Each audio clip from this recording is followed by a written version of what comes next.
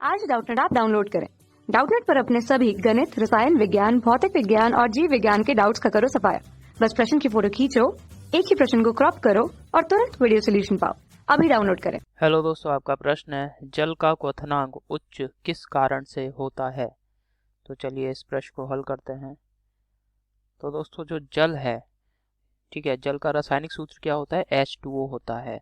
और इसके एक अणु की अगर संरचना देखी जाए तो क्या किस प्रकार की संरचना होती है। इसमें ऑक्सीजन परमाणु ये केंद्र परमाणु होता है। दो हाइड्रोजन परमाणु एकल सहसंयोजी बंध द्वारा इससे जुड़े रहते हैं और हाइड्रोजन परमाणु के ऊपर एक दोस्तों अनाबंधी इलेक्ट्रॉन युग्म उपस्थित होता है। ये होती है जल के अणु की संरचना। अब दोस्तों क्वथनांक क्या है। क्वथनांक दोस्तों वो किसी भी द्रव का वह ताप है जिस ताप पर अगर द्रव को उस ताप तक ले जाया जाता है तो उस ताप पे क्या होता है, द्रव जो है वो उबलने लगता है।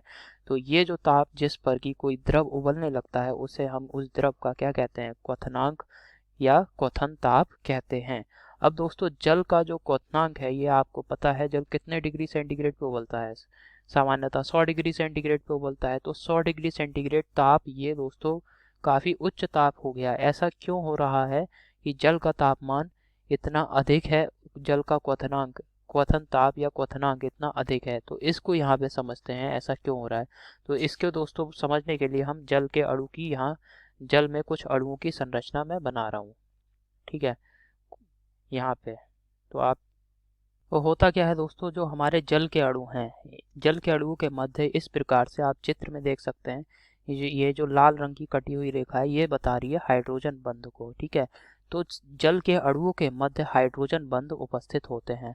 अब हाइड्रोजन बंध उपस्थित होने की वजह से क्या होता है दोस्तों कि जल के अणुओं में पहले से ही एक तो इनमें संगुणन रहता है, संगुणन का गुण होता है। साथ ही साथ अगर हाइड्रोजन बंध उपस्थित होता है तो इससे क्या होता है, जल के अणुओं में और अधिक मजबूत संगुणन हो जाता है। संगुणन की क्षमता और अधिक हो जाती है जिससे ये और अधिक मजबूती से जल के अणु एक दूसरे से जुड़ जाते हैं।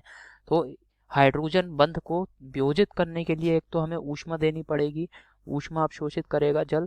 साथ ही साथ ये अपने जो गैसीय अवस्था में ये परिवर्तित हो रहा है उसको अवस्था परिवर्तन को भी के लिए भी इसको ऊष्मा की आवश्यकता होगी। तो इन दोनों ऊष्माओं को अगर मिलाकर देखा जाए तभी तो दोस्तों क्वथन हो पाएगा। अगर हाइड्रोजन बंध यहाँ पे नहीं टूटा तो क्या जल बाष्प में परिवर्तित होगा, क्योंकि क्वथन ताप पे अवस्था परिवर्तित होती है।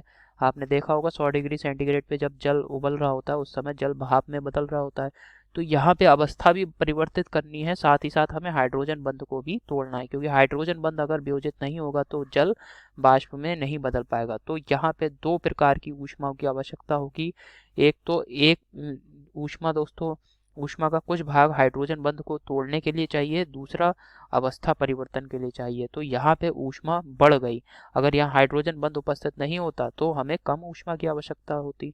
तो इसी वजह से दोस्तों जल का क्वथनांक अधिक होता है। किस कारण, जल के अणुओं में हाइड्रोजन बंध की उपस्थिति के कारण। तो इसको यहाँ लिख देता हूँ। तो जल के अणुओं के मध्य हाइड्रोजन बंध की उपस्थिति के कारण जल का क्वथनांक उच्च होता है। यही हमारे प्रश्न का उत्तर है। आशा करता हूँ आपको समझ में आया होगा। धन्यवाद। कक्षा 6 से 12वीं से लेकर नीट, IIT, JEE वो एडवांस के लेवल तक 1 करोड़ से ज्यादा छात्रों का भरोसा। आज ही डाउनलोड करें डाउटनेट ऐप या व्हाट्सएप करें अपने सारे डाउट्स 8400 400 400 पर।